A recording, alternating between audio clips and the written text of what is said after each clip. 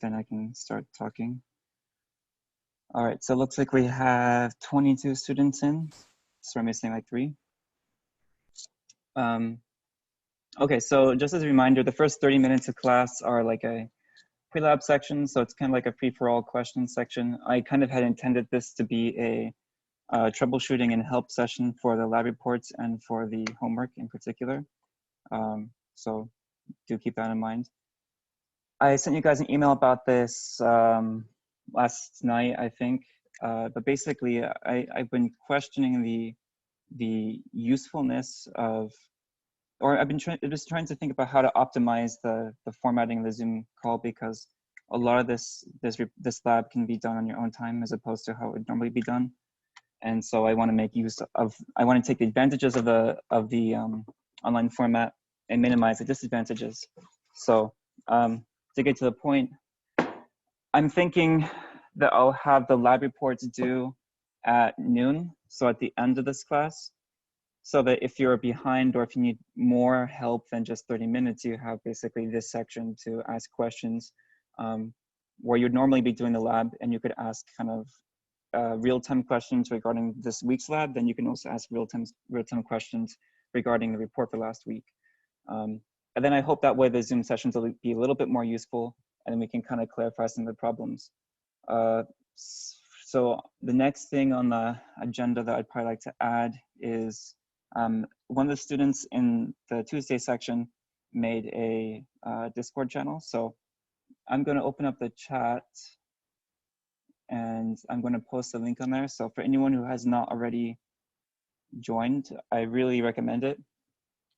I'm pretty new to Discord actually, but it's awesome. It kind of has it has the major advantages of Zoom, although I don't know how well it handles this many participants. And it's also just much better for organization. You can have multiple subgroups. I mean, I'm sure a lot of you guys are already familiar with Discord, so I probably don't need to go into detail about it.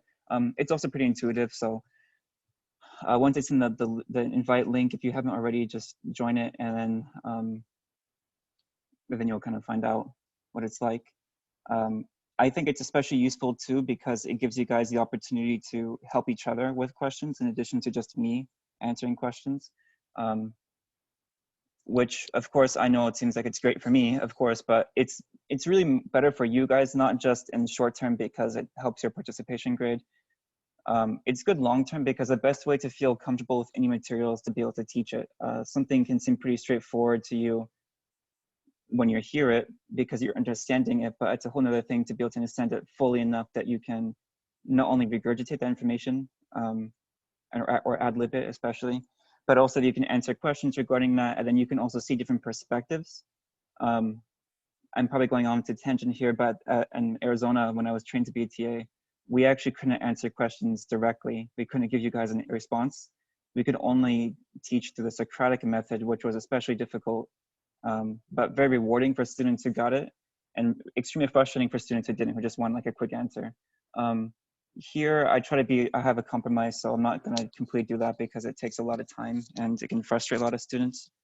At the same time, what I'm trying to say is if you can go over the material yourself and help each other out, that's by far the best way to be comfortable. And then I also take note of it. I'll look at who's participating and who isn't on the Discord channel. Then you guys have 10% of your grade, which is participation, and only a fraction of that is met just by attending. You can kind of think of attending these lectures as not failure, because if you miss more than 2, then you fail, unless there's some other circumstance that comes up that we can talk about. So, what's the last thing? Oh, the last thing is that we usually have a post-lab congregation at the end, which makes a lot of sense in a traditional format. But as I'm kind of opening this lab to be a little bit more on your own time, because you guys are adults and because this is an online course, I don't really see the need. I would like to, have this regularity.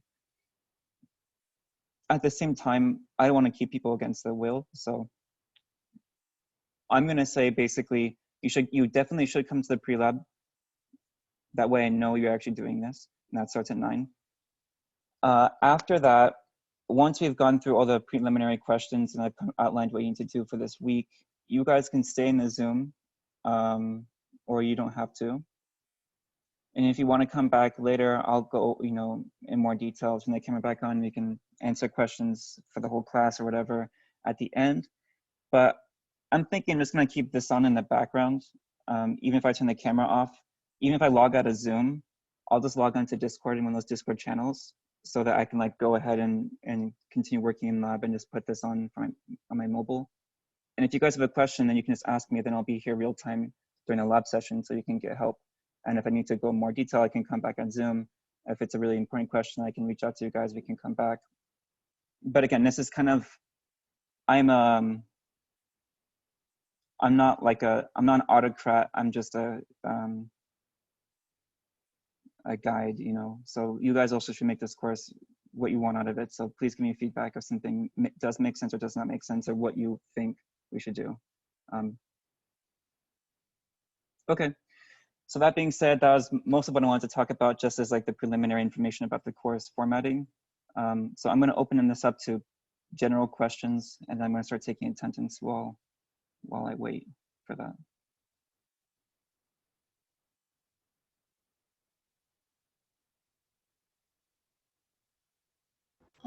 For this lab coming up, the link that it's like for the simulation part, it won't open for me. Are we supposed to type that out separately?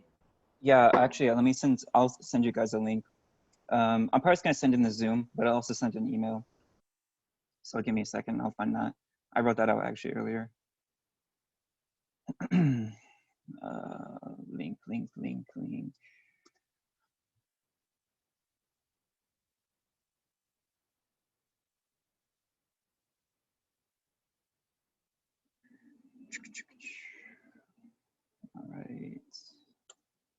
All right, that's the link. I'll email this to you guys too.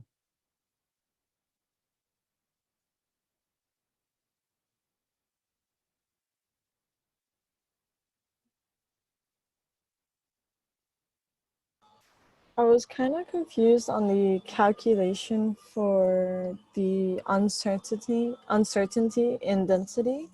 Mm-hmm. Am I just looking, like, what numbers am I looking at to figure out that density?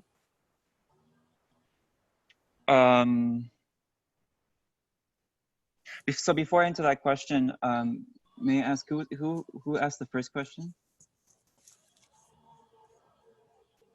The question about the link? This is me, Piper, though. Ms. Piper? Okay. All right, Arian. So regarding the density uncertainty, it's probably easiest if I show you guys. If I do some kind of screen share. But before I do that, just as an overview, so you guys actually have uncertainty. So you in the data sheet you're given, you have two uncertainties, right? Right. Those are associated with the mass and the volume. It actually tells you in the pre-lab that those uncertainties are not experimentally derived, but those uncertainties are from instrument. So you guys probably know, like, well, I don't know if you do know this or not, but because I don't know what you have learned when you haven't, but generally speaking, like there are different tools that you can use to measure different things, and there are different calibers of accuracy that those things have.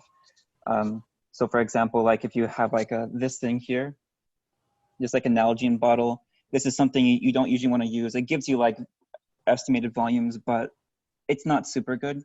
So it's like, yeah, it's okay, but it's got a pretty high uncertainty.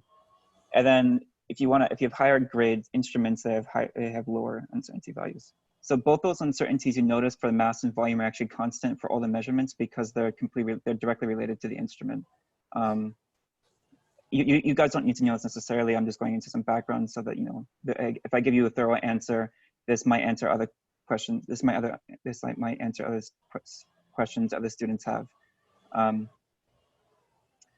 So in this case, I think, so it's supposed to actually be for the instrument, for the graduated cylinder, it's actually an uncertainty of 0.1 milliliters. But it's reported in the data sheet as 0.2, so we're using 0.2. And for the mass, it's an uncertainty of 0.1 milligrams, or is it grams? I can't remember. grams? 0.01 grams. 0.01 grams, right. Yeah. Okay, so those, and that's actually associated just with the analytical scale. So it wasn't a super great scale. It was pretty good though, but I mean, actually it's pretty good. It's better than the graduated cylinder. So should we calculate it for both positive and negative, or? This is a really common question, actually. I don't know if my technique is like what Dr. Fuller intended, but it certainly works. So my approach to this is I would not worry about uncertainty as a lot of students look at the uncertainty as a positive and negative, and they think of it like a function, like a calculation. Like I have my average and my uncertainty is this and this, and I get the range.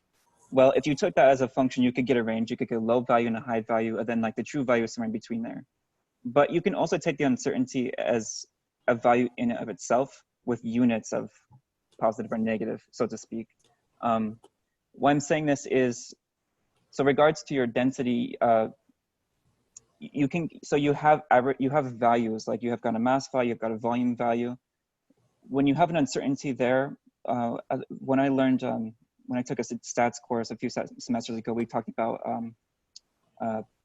point values, and then we have like a range. You know, you have a distribution that represents the true value somewhere in that distribution with a probability. But for the sake of making math simpler, you have a point estimation, you have a point value. So again, I'm going into the full theory, but to get to the point, you can just take the number of mass, number of volume, and get density, m divided by v equals density, and just don't even worry about the uncertainty. There's a low and there's a high range, yes, but that's a range. And then you can just take the uncertainty values by themselves. So the uncertainty value you can think of as like a fraction of that value that is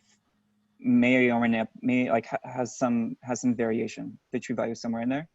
And so when you want to get the uncertainty, the density, you had to propagate the uncertainty from mass and from volume. And because you're actually taking two measurements with unknown values and you're trying to get a third, you're calculating it, you're not taking the measurement, the uncertainty cannot be higher than, cannot be lower than it was for either of those measurements. It's going to be higher. So to get right straight to the point, on page, let's see, on page 12, I think, no, page 19, I don't know why I got 12. On page 19, equation 7, you'll see a formula that looks like this. So actually, if you guys go into the Discord, I did an example calculation already. So you can go into there, it's under #lab-help. So that looks like this. That's the propagation of uncertainty. Last week, I think maybe the week before, I sent you guys a link to a propagation of uncertainty page. They did it a little bit differently because with stats, the stats are analytical tools, which means there's a lot of variation in what you can do. And even the propagation of uncertainty, there are different ways you can do that. In this case, the one I showed you was propagation of uncertainty by taking the percentage of the value that was uncertain and then propagating that downwards. Here, it's actually a little bit simpler because we're just taking the fraction. So if you look at this formula, all you're doing is you're taking the fraction of uncertainty, like the relative uncertainty, both directions, hence why it's squared. And then you're adding those two things together. And then you're taking the square root of that. And then you're multiplying that, which is going to be like a fraction of uncertainty together of both of those, the propagated uncertainty, multiplying that fraction times the density. And that gives you the uncertainty of density. And then I'll show you again, it's on Discord, but I did like an example calculation for this too. So like for the very first entry for n of 1, this is my calculation for this is my propagation of uncertainty calculation.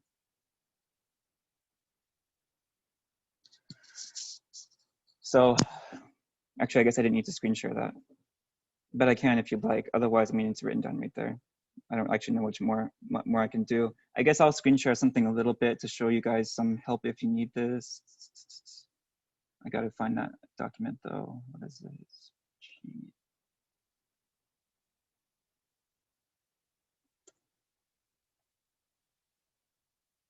Okay, so how do I do this?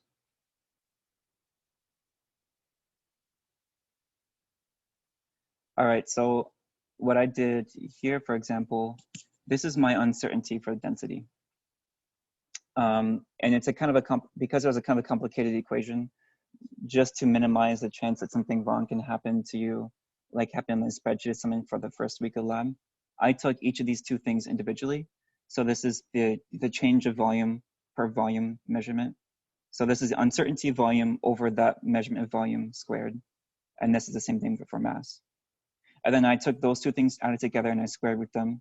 And then I took that value, then I multiplied it by the density that I calculated here. So that was my point density.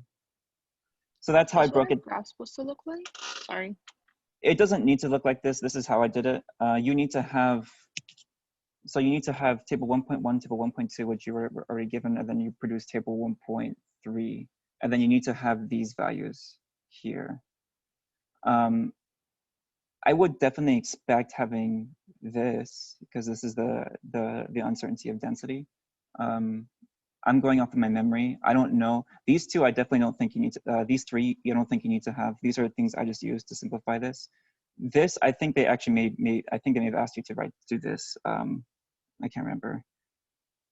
But regardless, if you look at the, actually just before, let me just find out so that I don't say something wrong.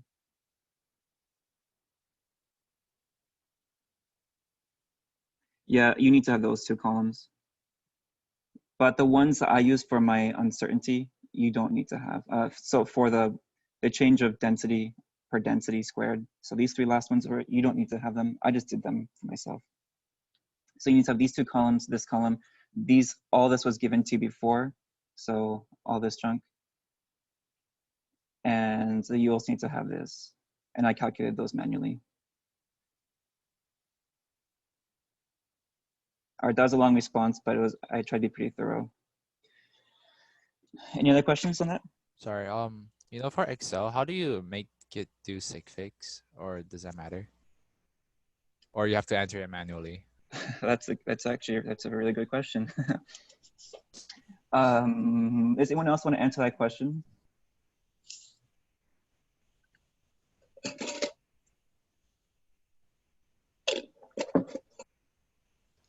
I believe there's a formula to do that, but it's like really complicated. So what I ended up doing is I like highlighted the cell, and then there should be an option to either increase decimal or decrease decimal. If you're full screen, they should be like right under the bar that says general with a drop down arrow. I can do this. Wait, I can make it so you guys can share screens simultaneously, by the way. So if you want to show him, you can. I actually did the exact same thing, by the way, Kola. Oh. I don't know if that's actually I don't know if that's the best way to do it.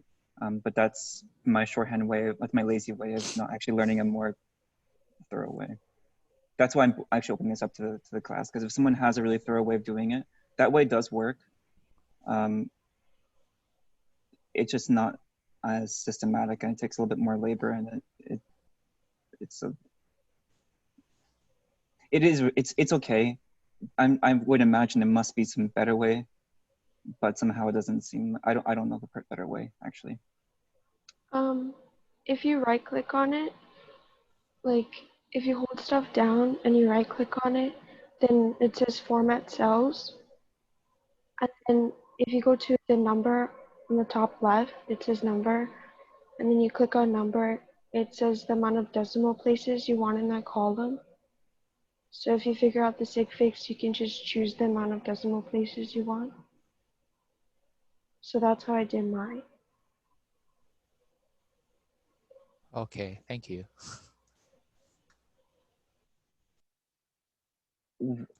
Yeah, because I was like, if you want to enter it manually one by one, that's too much work. Yeah.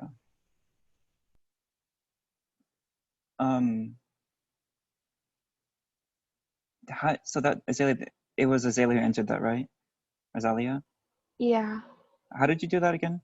So you formatted it through the cell, correct? And there's actually something in the cell through cell formatting where you can adjust the sig figs?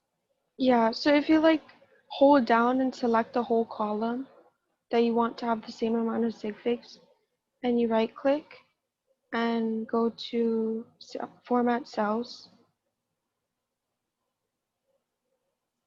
Then it has number, alignment, font, order, fill, and protection on the top. So you go to number and click on number, and then it shows the amount of decimal places. And then you can choose the amount of decimal places you have for that number. Koa, is that the same thing that you did, or Kwa? No, because I just literally highlighted the cell and then used the buttons, the increase decimal, decrease decimal. Oh, I see. Okay. So Yeah, for that, you actually, can select lot at the same time. Yeah. yeah, that's actually what I did before. Was I did that? I did it the same way that as I did it, was formatting, and again that way does work. So if that's the best way that we know of, then that way works. I don't know if there's a better way than that currently. All right, any other questions?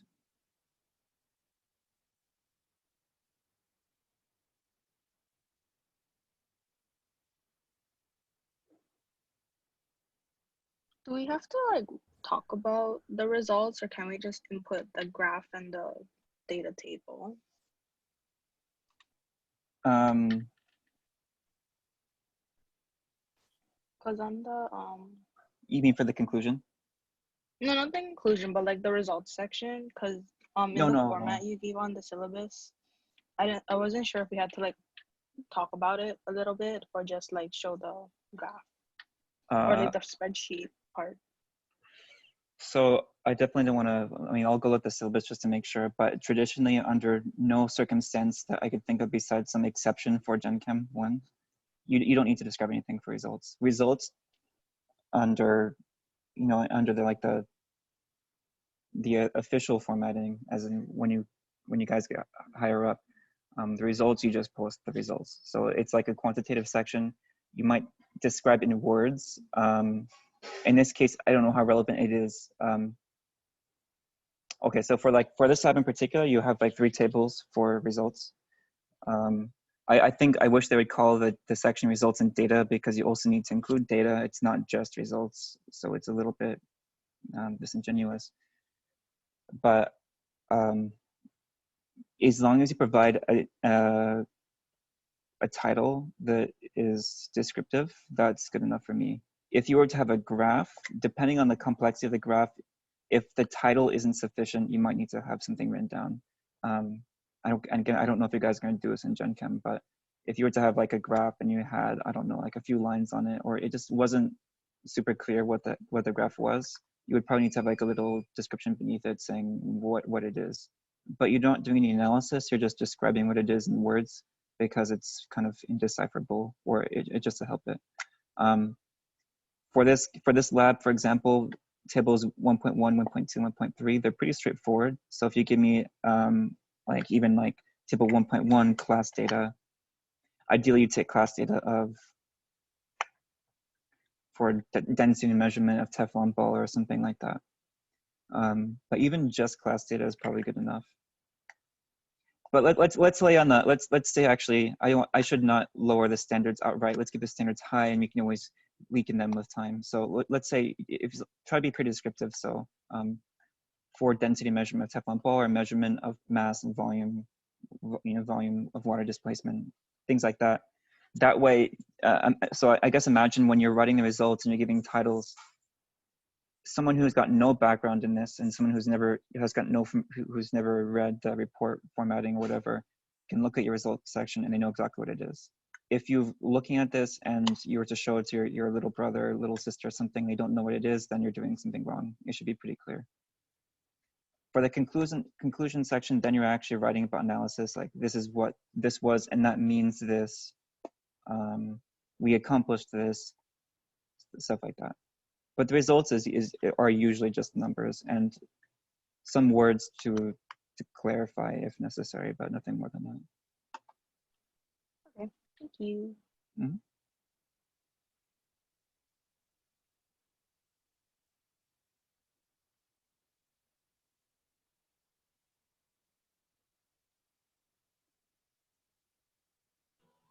For the calculation section, did we have to calculate the uncertainty for each value for the class data? Or could we just have said, look at the Excel, because that's where we did it? Are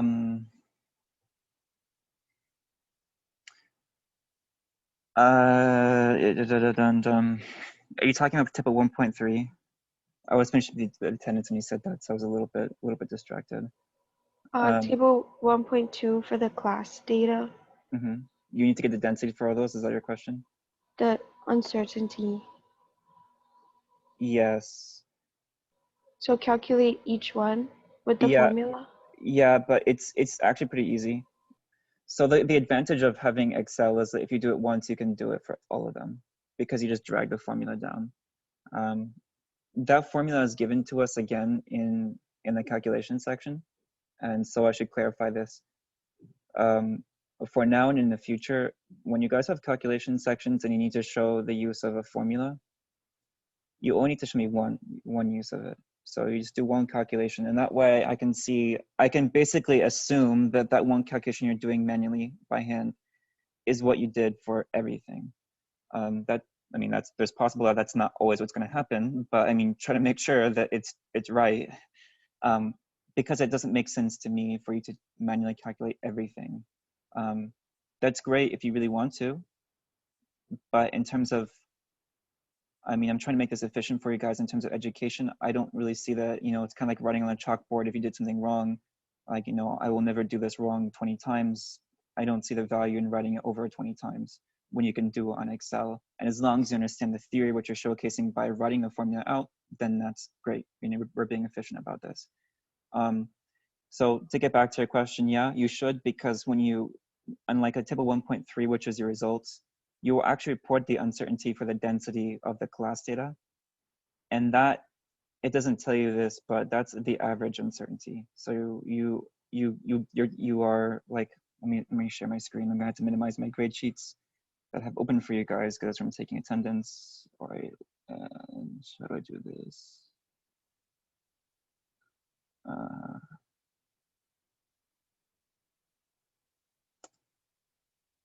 So where is it? So for, okay, so this is my density. No, it's not. Where did I put my, this is my density.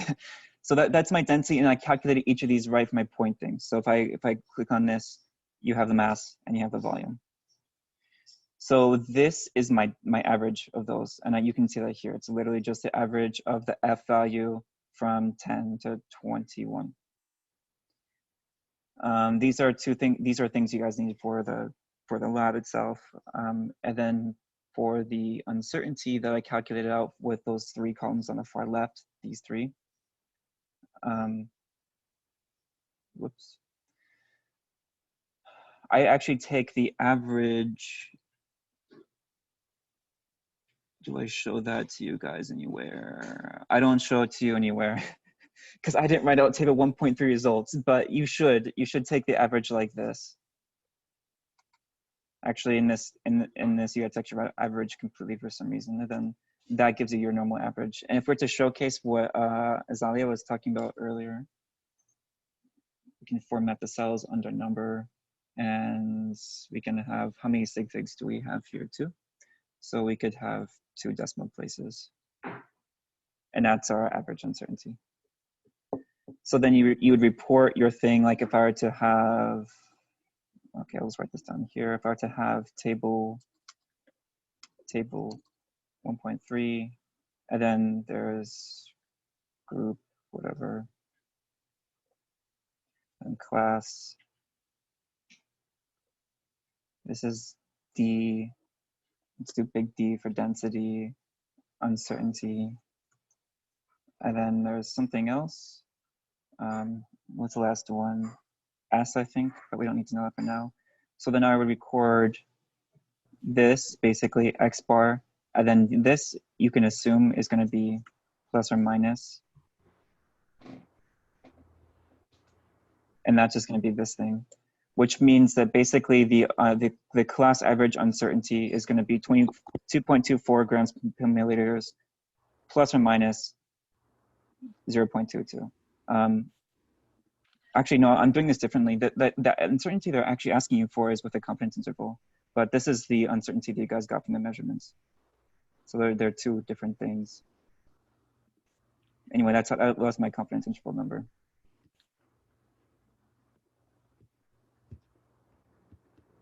I need to look at the screen actually to make sure that if that's the uncertainty they're asking you to report or if it's for the confidence interval, because there are two ways of measuring, of estimating variance.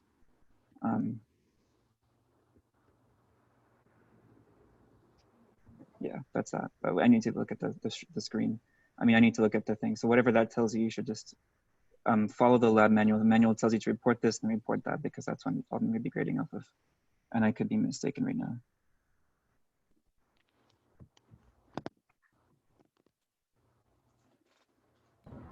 So for the tables like in Excel, do you want us to put the like our data sheet too, or is it okay? Because I drew mine out like on the on paper, or do you want us to put like our data on the same Excel sheet too, like you did?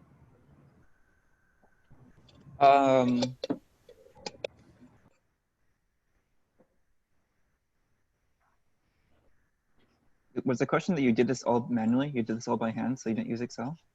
Or I did use Excel. I used Excel for like our class data or whatever, but not the like I didn't put the table 1.1. Oh, I drew. no, that's fine. Well, I drew both of them out, but I put okay. That's fine. Okay. I don't really care. Maybe I'm being too flexible. I just don't see the. If it's just for the sake of. I don't like if it's arbitrary. I don't really care if you can do it one way or the other way. For the sake of educational value, the point of this exercise was not really to learn. I mean, it is to learn about density, I guess. Mm-hmm. It's mainly to learn about to use basic stats and especially to use Excel. So showing me your Excel sheet is great in that it shows me that you're using Excel and you know how to use it now. Okay.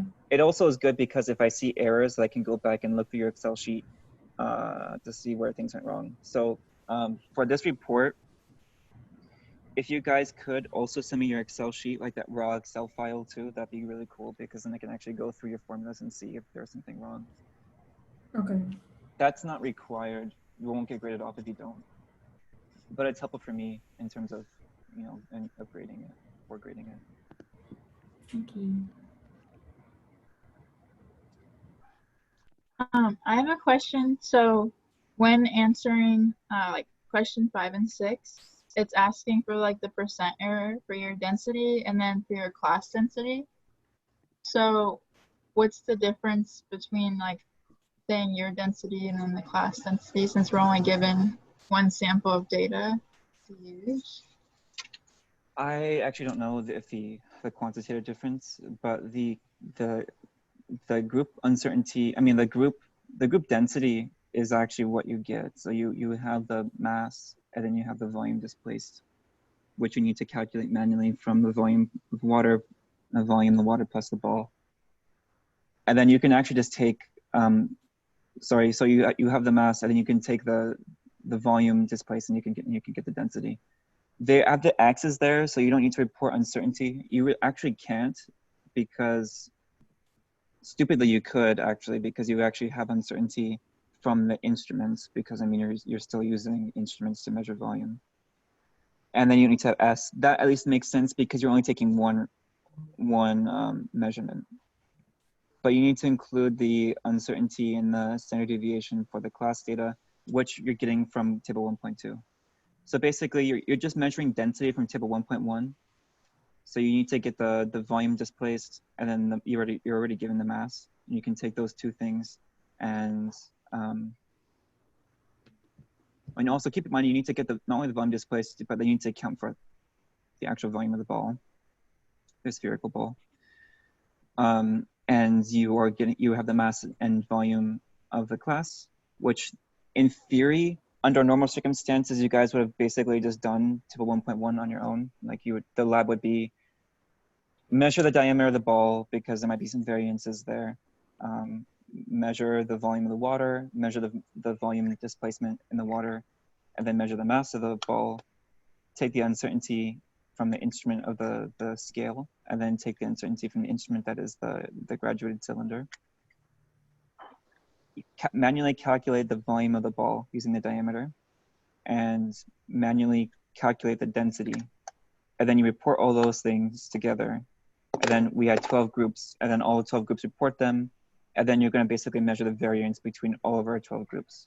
There should be relatively minor variances, but they might exist. I don't know if the lab data you guys got is real or if someone just made it up, like looking at someone else's old data or something. No, I have no idea, but so I don't know if there is a variance, but that's how you do it, and that's what you need to report. I'll go through and I'll see what you guys like. If you're referencing these these cells, or if you're referencing the information and you write it out manually, I'll see if it's right in theory, and if it's right in theory, then that's what matters to me. And then once I see everyone's stuff reported, then I'll also know, because I mean then I've seen over time like what everyone's reporting, and I could actually just do this math like right now in 2 minutes. So probably once you guys get started and there's not as many questions, I'll just calculate that manually, and then I can see for sure. There probably is a difference, I just don't know because I didn't calculate that. So like you don't take like you need to do the percent error of every single, like all 12 is what you're saying? Because I don't know. I did. You don't need to get percent error. Okay. Percent Well, that's error. what it's asking for. So I was Let's just see. Where is that? Where is it asking for that in the? Number 5 and 6 on page. Hold on, line 4. I think it's page 20. Yeah. No, that's different. So you can take you don't need to do all 12. That's a little bit much. You can just do like the average density. Yeah. Then? Yeah, Okay. you take the average from the class, and then you compare that to your individual data. So you just do it once for each one. But you have to take you need to get 12 measurements from the class data, but then you get the average of it. You know what I mean? Yeah, kind of. So what are you saying is my density, and then like the class density is the average, but I'm just confused what the difference like you're saying is, because table 1 is like the mass and the volume, and then like the uncertainties, and then 1.2 is like everything just together with all 12. So table 1.1 in theory is what your group measured. So that when you get the density from that, so you take the volume of the. All right, so we can just do this actually together. 4/3 pi r squared. Whoops, can't minimize this.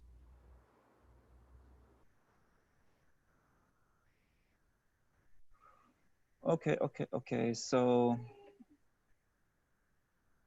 I guess I can show you guys line equals.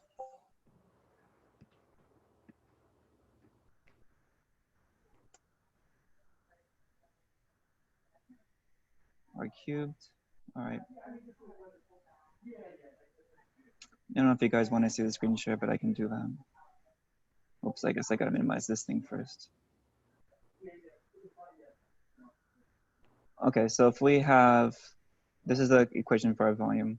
So density is equal to mass divided volume. In this case, if we want to know the density of the ball, it's equal to the mass of the ball divided by the volume of the ball. So the volume of the ball is given to us by this because it's a sphere, and we're given diameter. So diameter is equal to 2r. So basically we can take our diameter here, like if we want to do this again, we could take diameter, and that gives us our r, right?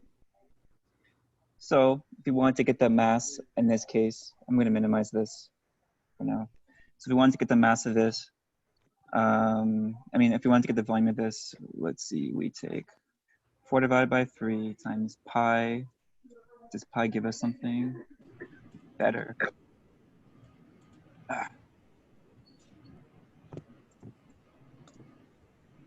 Okay. So that gives us that. I'm making a lot of equations here, so let's just do this. Equals diameter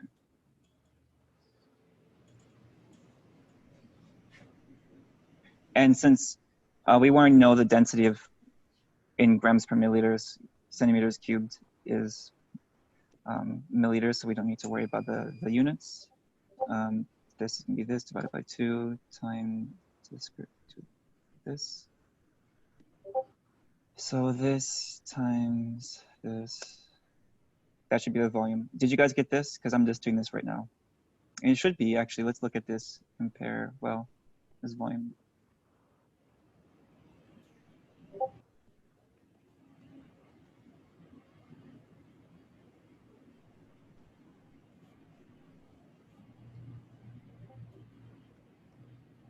Let's do this.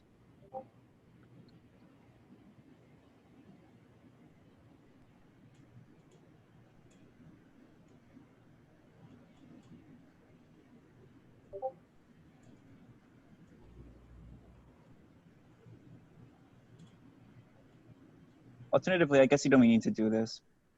If you just measure this volume, that's also the same thing.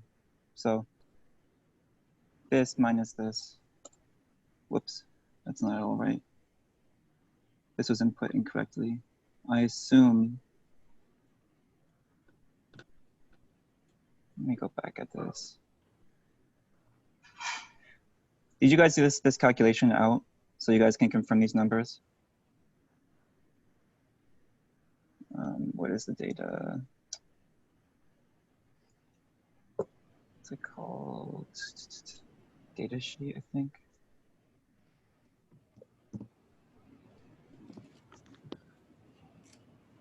All right, give me a second.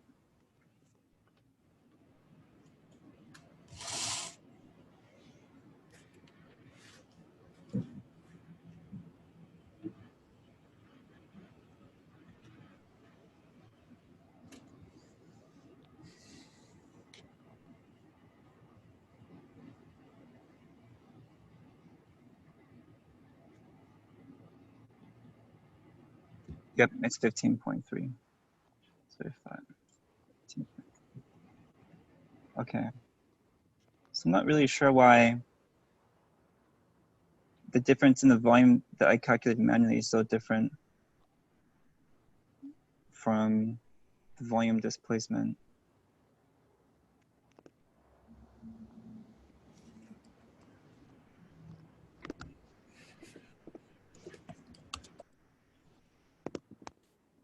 Whatever. So the point here is you need to measure that. So like I got a volume from the displacement of 1.9, and then the mass is 4.5 already. Those things are just given to us. So if we were to take 4.5 grams divided by 1.9 milliliters, and that gives us a density of 2.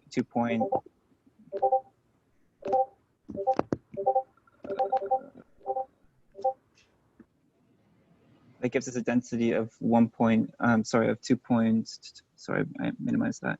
2.37 grams per milliliter. So you would take that value for your group density, and then you would compare that to the average that you got from the class, from table 1.2, and that would give you a % error.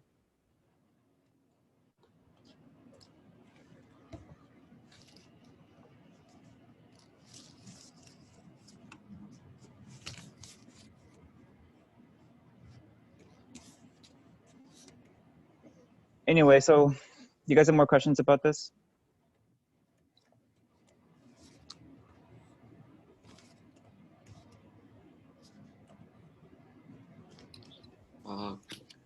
Can you explain how the confidence interval works? Because it should be an interval, right? But I don't understand how it's just one value. So how much depends on how much you want to know. So the value that you're getting is 1/2 of the interval as measured from the value in question. In this case, that's the density. So when you input that value, either through the t function or through the manual calculation, you're basically looking at all of your numbers, and you're trying to get, and you're looking at the variation that exists between your measurements of density. And you don't have a true value to compare it to, so you're trying to estimate what the true value is.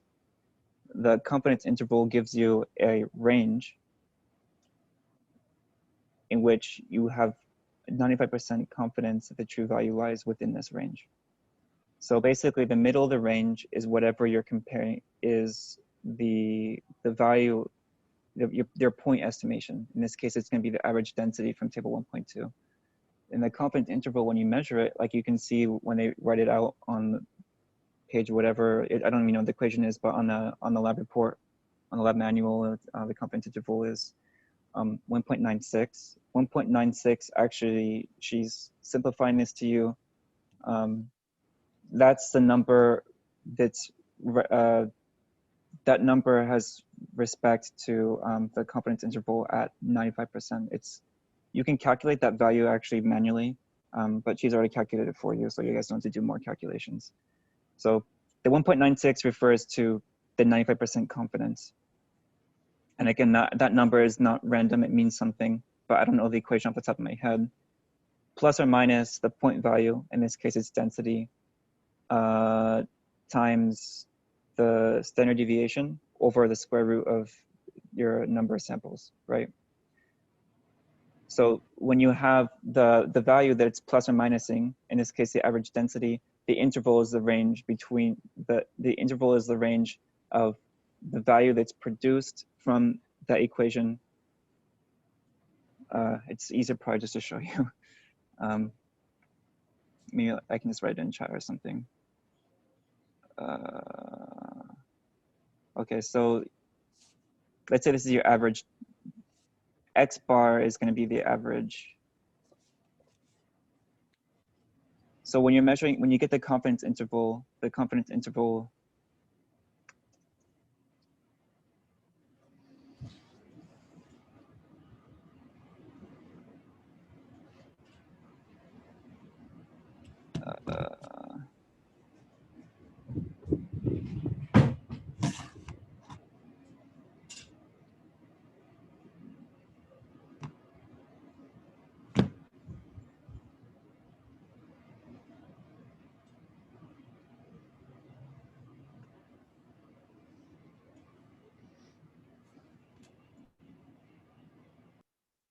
so the confidence interval is that, right? In this case, I would actually take the plus or minus as like a, it actually is like a mathematical function. So let's say X bar is equal to 2, and then you have a confidence interval, like the thing over here on the right-hand side, this thing.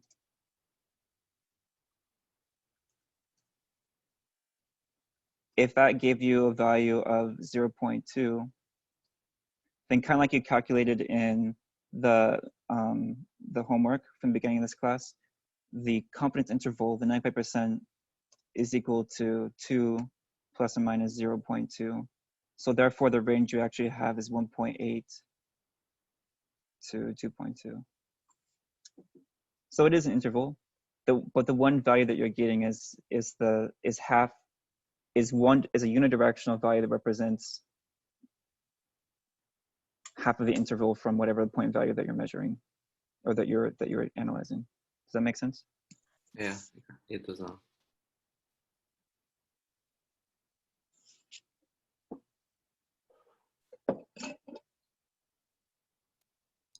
Yeah, it makes sense now. Got it. Yep.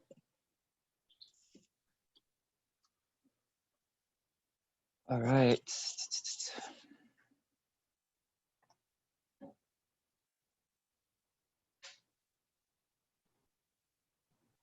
Quick question. For like the questions on page 7 and 8 in the front of the lab, we did those from homework last week, so do we have to turn them in again this week? Since they're like the same questions. I'm sorry. I got this. I got distracted. I was thinking of a question for another student. What was it? What was your question? So like on page 7 and 8 in the lab manual, they're like these like 1 through something number questions, and they were for the homework last week that were on La Lima. So do we have to turn those in again, or just... No, that's actually that's your homework. So we actually transcribed those. So initially the homeworks were like they're like pre-labs, right? That's why I call them pre-labs at the beginning.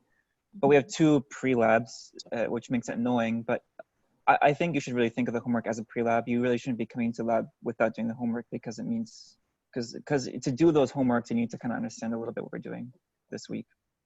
So no, we just transferred it online so that you guys don't have to submit anything manually.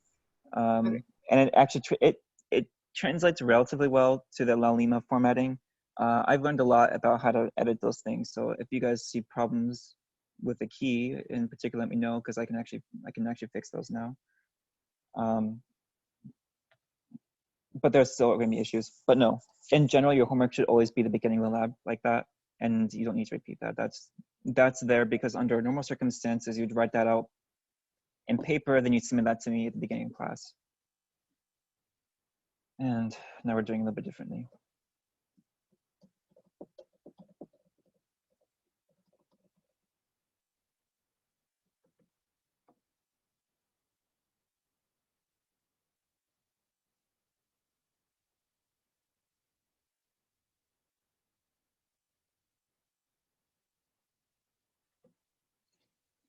All right, any other questions? So if there are no other questions right now, that's fine. I was expecting to end a little bit ago. You guys, of course, since I extended the deadline, you have till the end of the class to submit the report. So ask questions if you have them. But I probably don't need to end this because my comments for the lab report for the lab today of lab 2 for states of matter. This is a much simpler lab.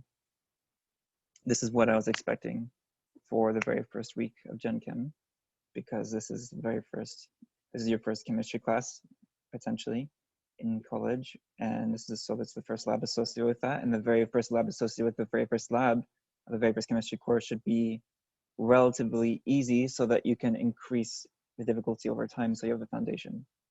But this lab, the density lab that was written, is actually new. It's never been introduced before. And while I think it's useful, the information, it's great, I think that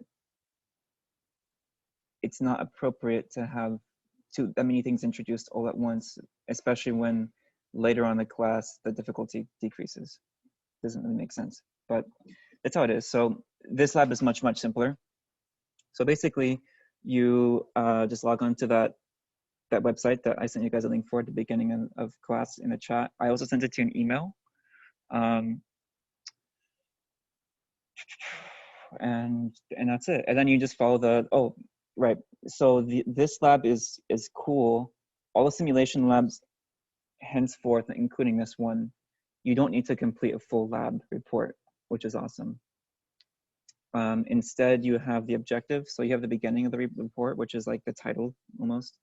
It's a title of like what a scientific lab paper would be, more or less. And then you complete the whole thing that's written in your lab manual, like it's like one long worksheet. You still need to have results, you still need to have calculations, and you still need to have a conclusion. But otherwise, you don't need to have the background, and you don't need to have the procedure, and you don't need to have data in the same way. You guys should have already completed the homework on La Lima. If you didn't, there's a problem because the deadline's over. So hopefully you did that.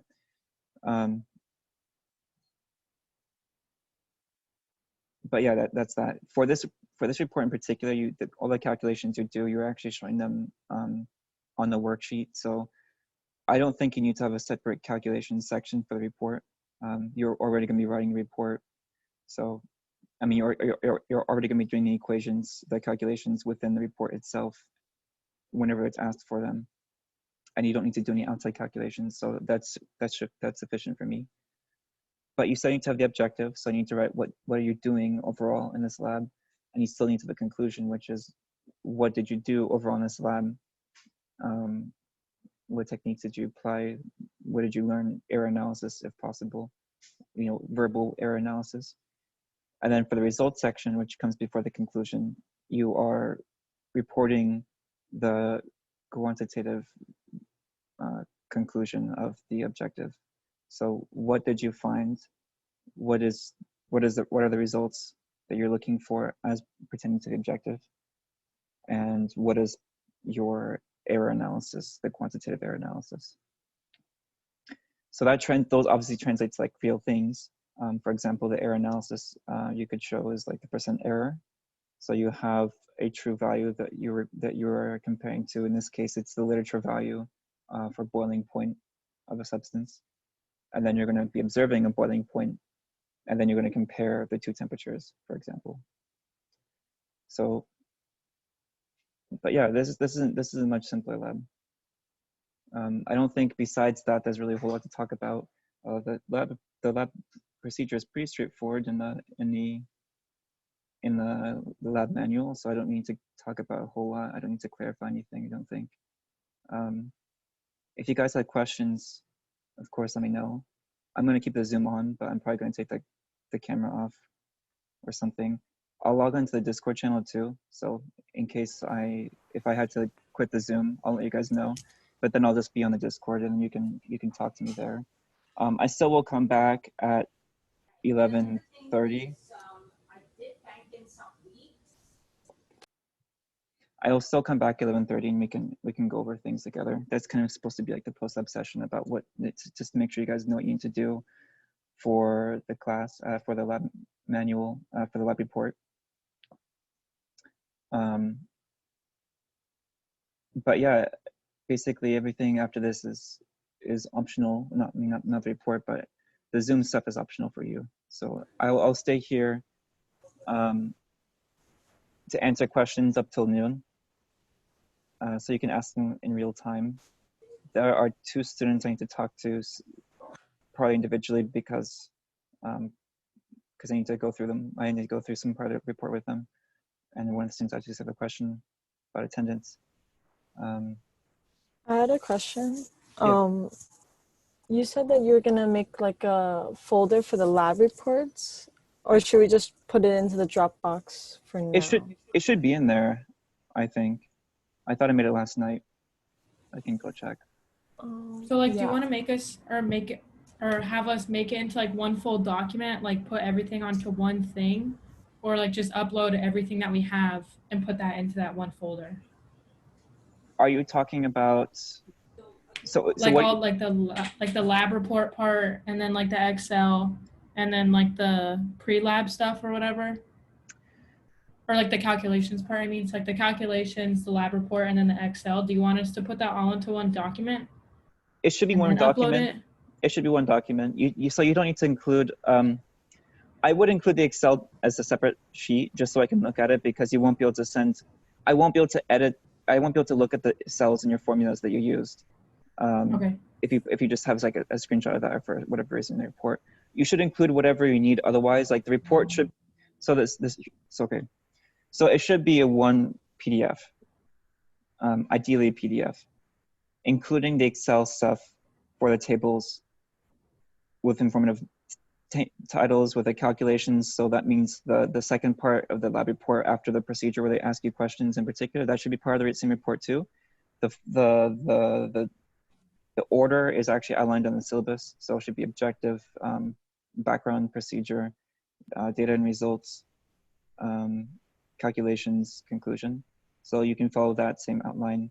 The pre-lab is the first 3 portions of those, the pre-lab. So it should all be one document. I would also like you just to submit the Excel. It's not graded actually. So all you need to do is just submit the one document as one thing. The Excel is just nice for me, so I can go and actually look at the work in more detail if I need to. So that's if we wrote like all this stuff down, do you want us to just take pictures of it and then upload it as a PDF? Yeah, that's nicest. I mean, we'll see. There's gonna be a little bit more. Once I kind of see like what students are submitting, I can get a better idea. Right now, what we've been asked to ask you guys to do, as far as what I know on the theory end, is to submit everything as one PDF. I don't know how easy or how difficult that is, since you need to write it out, which means you need to take pictures of that and then convert that to PDF format. So that's why we'll see what we'll just work through this. If you guys have difficulty with that, let me know, because I have not had to do this before. Usually we write these things out and then we type these things out and we submit it as a PDF. Submitting it as, it's probably pretty easy just to take the individual pictures. Like if you take a picture with your phone or something of all the handwritten stuff, and then you just paste that onto like a Word file, and you say the Word file is a PDF. That's probably the most straightforward thing I can think of. Really saving it as one document it's an organizational thing for me, so that I don't lose track of individual pages. And that's definitely gonna make it way, way, way easier for me. So please try to do that if you can. But just let me know if you guys have issues. Perfect. Thank you. There's an app called Genius Scan where you could take a picture of like your work and it'll like automatically like turn it into a PDF. Oh, I can download that on my computer? Or do I download it on my phone? On your phone. Okay. Thank you. Yeah, thanks, Kevin.